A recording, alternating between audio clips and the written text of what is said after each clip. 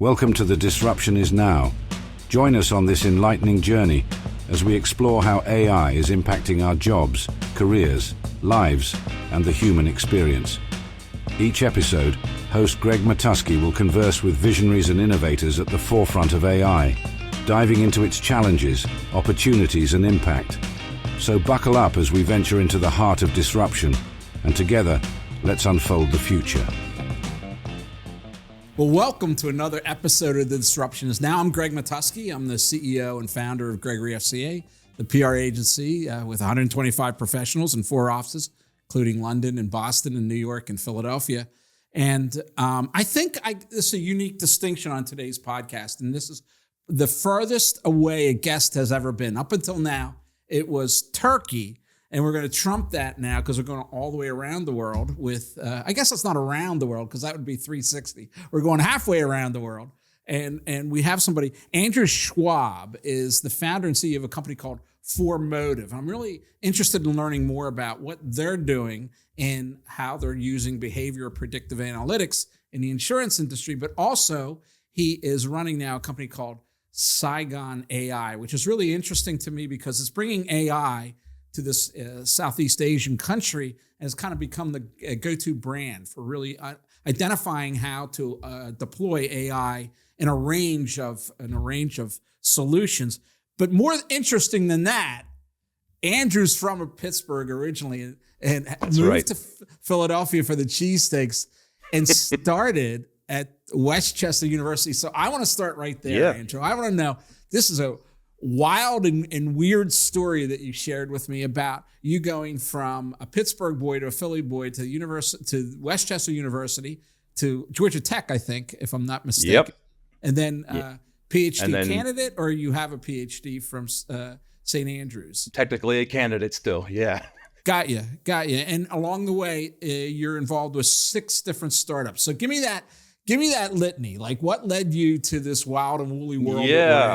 Yeah, well, I'm a serial entrepreneur, right? I just something about me likes to innovate, likes to find problems and solve problems, and so I've just kind of jumped from idea to idea to idea.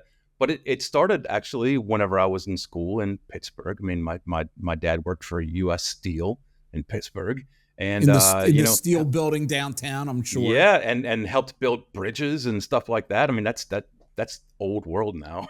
We did a lot of that type of stuff, and so I'm Pittsburghese inside and out. And whenever I was going to go to university, he said to me, "Hey, you got to check out this really cool little town that has a university called Westchester." He grew up in Philadelphia, right in Gratz Street, right in downtown Philadelphia. And so we went and visited that whenever I was looking at schools, and I said, "I love this place," and it turned out to be one of the best decisions ever because the teaching was fantastic. The quality of the program's good. I got to know people there that I'm still in contact with now. And I even did some consulting for the university over the years. Then I went on to do Georgia Tech and stuff like that. What is an amazing place. They've done an incredible job. Westchester University are really positioned themselves. I think it's the only member of that state system that has grown significantly. At one point, they were talking about going private, I think. A while ago. So it's been an amazing story. And we share something in common. And I, too, have bridged the yins-yous line of Pennsylvania. I was born in a small town in western Pennsylvania called Tyrone, and then came to southeastern Pennsylvania when I was, I guess, in first grade. But I want to know more about you and your technology journey.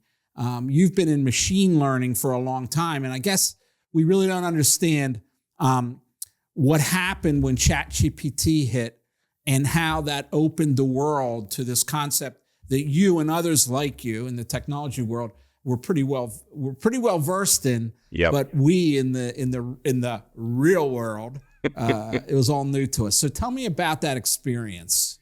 Sure. Well, as you said, I went on from Westchester University to get my master's from Georgia Tech, which is an extraordinary school. And then I'm actually even now still doing a PhD part-time, as time has it, with University of St. Andrews in Scotland, which is a fantastic research university. And I'm working on the intersection of educational psychology with artificial intelligence. So it's actually quite relevant to the world at large, what my research currently is. Won't go into a whole lot of that right now, but the interesting Well, that's thing. a fascinating topic in and of itself, Andrew, because AI is going to revolutionize education in a lot of ways. I agree. And probably the number one answer that I give people when people ask me all the time, every week I'm doing events and people are asking me, what's the next big thing that's going to be disrupted? And my opinion is education is like right in the crosshairs. And it's just so ripe for being disrupted. You know, I agree with you, but then I do some speaking too, and some of it is disappointing when I speak to educators because they seem to be very resistant to it and unable to understand that this could be a huge tool to augment understanding and learning in the world. I think a lot of them see it as a threat to their traditional way of teaching, and I disagree. I think it opens a lot of venues. If I was in the classroom, I would really be looking at the kids' prompts and seeing what the thought work was and how they wanted to get the answer, and not so concerned about the Oxford comma. I don't know. Well, I think fear of the unknown drives a lot of people's, emotional reactions to things. But the advice that I've given to, all the universities I'm involved with is that if you use the tool right and you position it correctly, it becomes an extraordinary learning tool and teaching tool. For example, if you're worried about people, using AI to do their writing assignments, then introduce it at the beginning and say, hey, write your first draft and expect it to not be very good. Then do a prompt and have it generate text and see what you learned from it. And so kind of position tools not as a way to cheat, but as a way to enhance and inspire thinking. And, people who've tried that have already seen massively positive results. So it really is a fear of the unknown and unwillingness to dive deep to understand that prevents people from moving on. Yeah, I just got off a webinar yesterday with a Fortune 500 company, 200 of their communicators. And that was the exact point I was making. It's that, you're going to get vapid, thoughtless work if you just ask it to produce something. But if you really share with it the knowledge that you have and you concentrate on the message, right? The real intelligence that we want to convey as communicators, instead of worrying about the data, which is the Oxford commas and the syntax and the grammar, it can do some amazing things. And after a while, I'll never forget the day I gave a webinar, and unbeknownst to me, there was a reporter on the phone. And afterwards, she called me and she said, you're not cheating. Like, you're writing this in the prompt. And I go, well, I am. I'm loading it with all kinds of information and data and directing it. And she's like, well, that's what we do as writers. And I said, I know. So even a reporter had that experience. And I mean, this was at a very high level, top tier media point. Once she saw the before and after, like you're talking about, it seemed to open her mind and really show her that it's not about the machine doing it. It's about the person directing the machine to do it. But let's move forward to ForMotiv. Now, I understand that is a portfolio company of Vestigo, if I'm saying that right, Vestigo. Yep. And it's really concentrated in the insurance industry. And this interests me because I've done a lot of insurance work, and our firm has done a lot of insurance work, and we've done a lot of AI insurance work in the past. So talk us through that and where we stand with regard to how you can transform an industry to reduce claims and at the same time optimize the whole customer acquisition process, as well as limiting risk. Sure. So I can share a bit here, but I want to make sure that the rest of the people on my board don't get angry at me for giving away trade secrets. So I can share with you some of the heart and soul that went into this, and also important to know, like you were saying, that I've done 7 startup companies. Saigon AI in Vietnam is my 8th. Is my 7th actually, and the 8th is coming up. I misspoke. I said 6. Yeah, so all I good. lost count, Andrew. I lose count too. See, I had to correct myself. The important thing to note is that I was the original founder, and for a long time I ran that, and then I appointed a CEO and a management team who are running that now. And I actually just recently, after 7 years, did the same thing in Saigon AI. I work myself out of a job everywhere I go because I'm like, early stage is what I love. the innovation, the process, getting things working. So I recently appointed the COO to the CEO in Saigon AI, and allow myself to take a somewhat of a vacation, being just the chairman for a little while. And then you look for your next problem to solve. And then I'm working on the next problem. That's right. That's right. Some stealth project that you'd have to kill me if I was to wrench it out of you.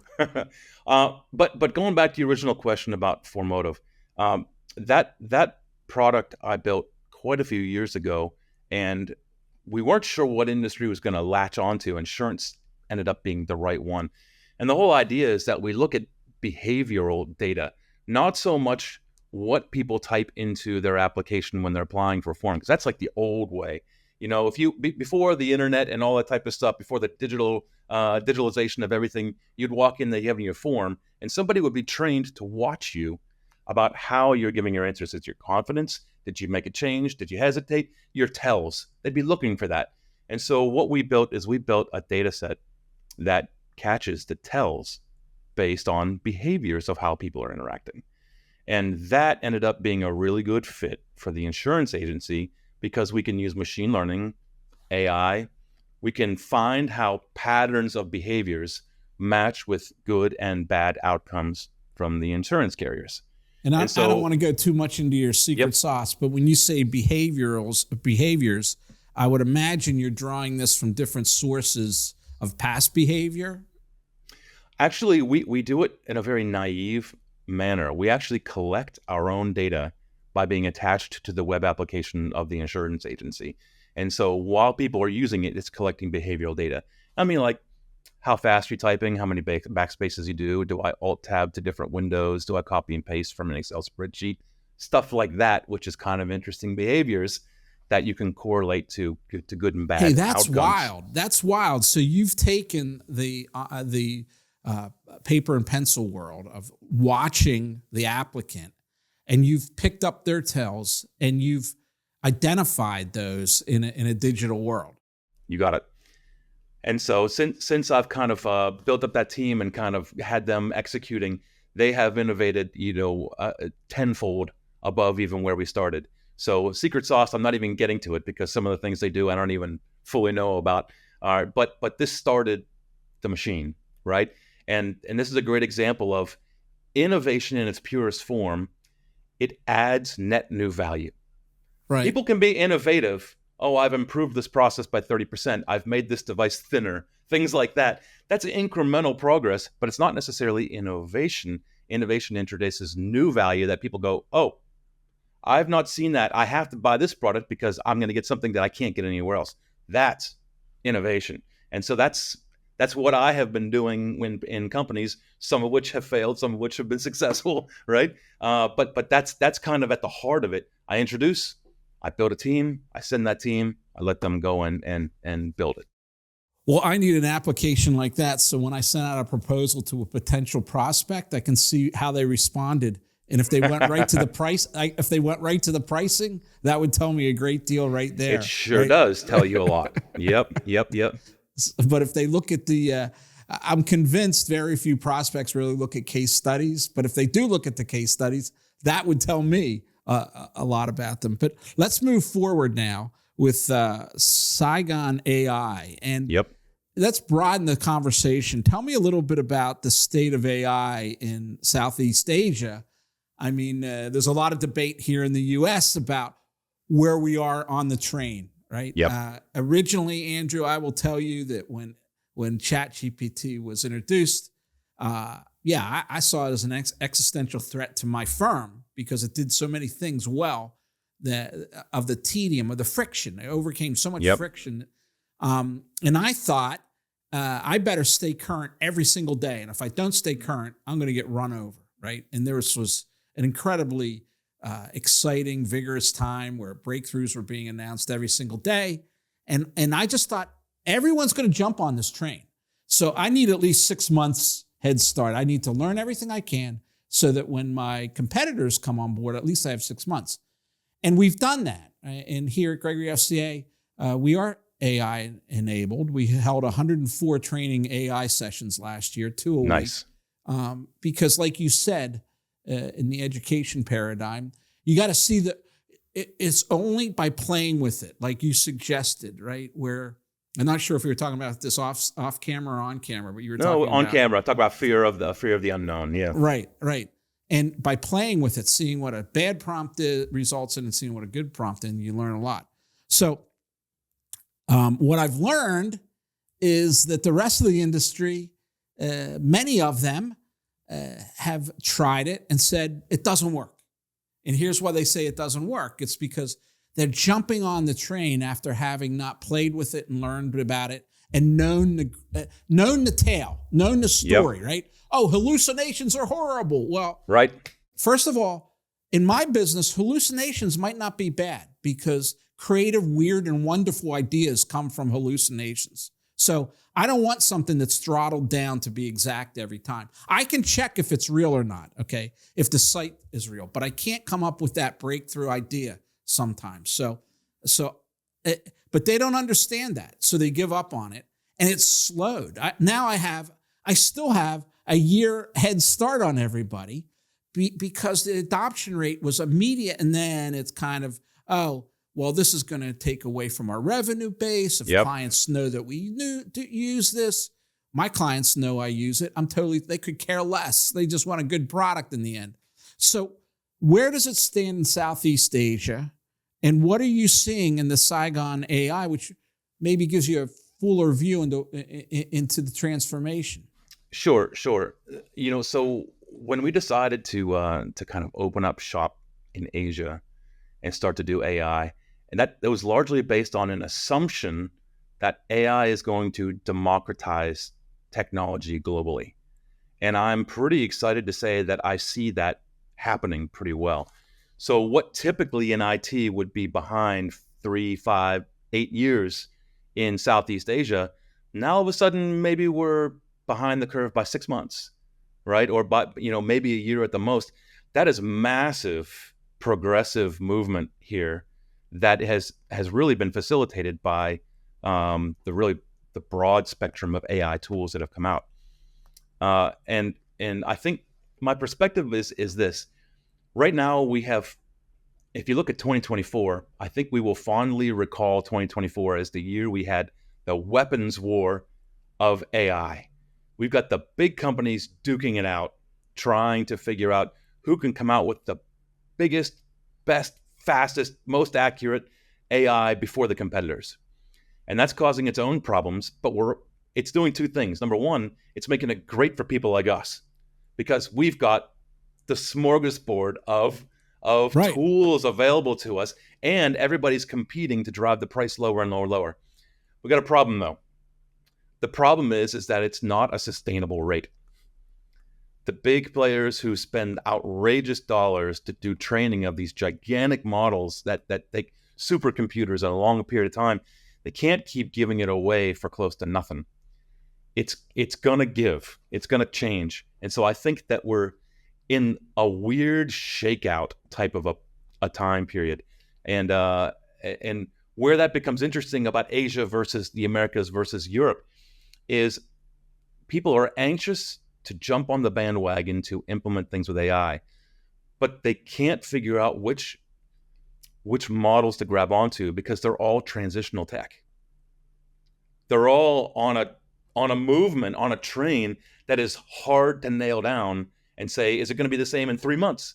Is it going to be the same in 2 weeks? Go into that as a startup because we know that OpenAI, it can devastate a startup with its next feature, right? Yep. In the world of my business, there's an AI solution for public speaking, and it dissects a person's body language, what have you.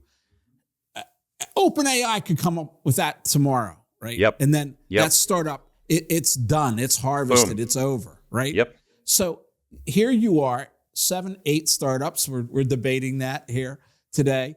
How do you know where the puck's going? That is what's really tough about this. Yep. Well, it's a couple things that I share on a regular basis at events. Number one is don't be naive and assume that the way it is today is the way it's going to be tomorrow. And so that's just like good business sense here. Everyone's like, okay, well, what Olama does today, what Anthropic does today, what Microsoft's model does today, let's latch onto that. Let's standardize. That's a mistake. There's an awful lot that needs to be prototyped about process and concept rather than actual hardcore implementation.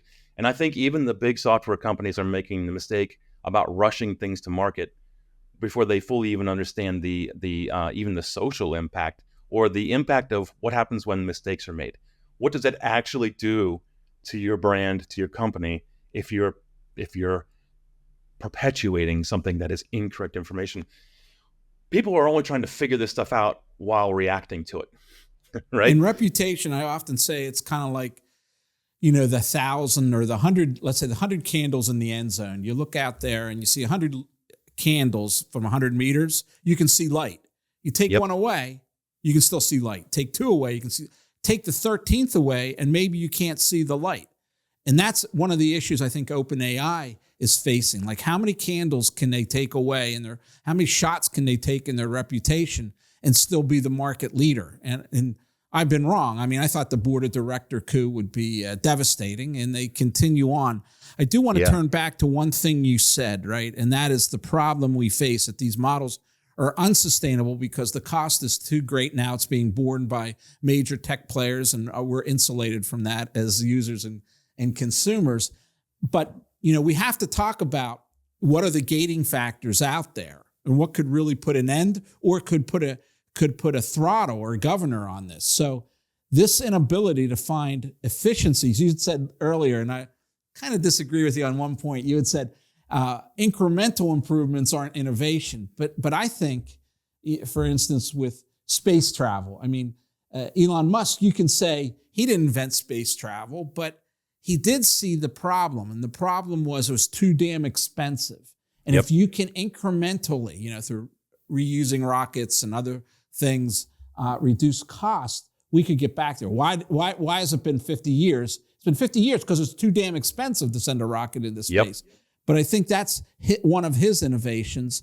And, what do you think are these major gating factors and how we're going to get over them? I guess that's my question. Yeah. Well, first of all, I would agree with you that what Elon Musk did was innovation, because he looked at he disrupted the economic model to get the same thing done. It wasn't a technological incremental movement. It was an economic one.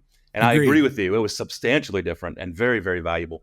Going back to your question, what's the gating factor? One of the gating factors is about privacy, right? Right now, we have the wild, wild west about what data can be included in the training of a model.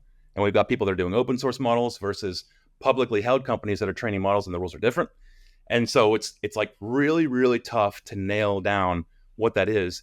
And then we've got the same issue with image generator AIs, where people are taking work that is copyrighted and somehow it's becoming part of the models for doing this. And it's a nightmare.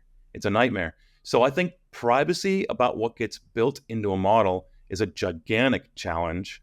And I think the way that people are beginning to respond to that is with technologies like RAG and LoRa, and even looking at small language models that are heavily privacy guarded. So that would be part of the Apple announcement this week, that they would have localized AI on a device, right? There would be small language models. Correct me if I'm wrong here, because this is outside of my pay grade, but small language models locally use relatively small amounts of energy, can solve simple problems, and then the bigger problems would be sent to OpenAI to really process. I don't know what your thoughts are on that, but that's one evolution, right? Yeah, and I think we can suppose how Apple is doing it because they're pretty guarded about protecting what their methodology behind Apple Intelligence. We know that they've got the partnership and where they farm some stuff out to with OpenAI. But how they do things, is it a proper language model? Are they using RAG? Are they using LoRa? Or are they using fine-tuned models? I think that's mostly a privacy, like my personal information doesn't leave the device. That's cool. That is a little different than the key issue of saying a law firm who has their history of dockets and case scenarios with great detail. They want an AI that can help them to find things and reason over problems quickly, but they don't ever want to share their library of information out to somebody else. So that's a corporate approach of the same similar kind of privacy problem. Now, let's go. Let's talk more generally as we conclude here today. What's it like to be an American businessman in Saigon?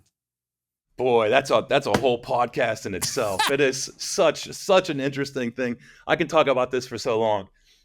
Here's the factoid that I think Americans will appreciate the most. If I want to create a business in America, I can go to the state website, click. 15 minutes later, swipe a credit card, and I've got a business registration. A business registration belongs to me. 15 minutes. If I want to go to get a house, it takes months, a paper that's this thick, 50 signatures, many people involved, stuff like that. Well, you want to know what it's like in Vietnam? It's completely the opposite. I can go buy a house with a suitcase full of cash, and I walk away with a signed piece of paper, and it's mine. All right. But if I want to create a business as a foreigner, it takes me months and paperwork the size of a mortgage set. All right. And annual audits and all sorts of people all up on our business trying to figure out the details and investments required. It's crazy. Paperwork drives everything in Southeast Asia. Paperwork process is king, which is why a lot of consumer technology is still just in its early infancy. I mean, electronic payments are kind of a new thing here, right? Whereas if you could do anything at the bank, it's all paper. Wow. So, is there any stigma attached to the American Vietnamese history as a business person there? I love to tell this story because when we first arrived here, the reason I came to Vietnam to do this is because I researched the economics. I'm a research and analysis statistics kind of guy by background. So I researched for a year all the different areas in Southeast Asia. And when I finally came up with Vietnam, the reason is because they were emerging.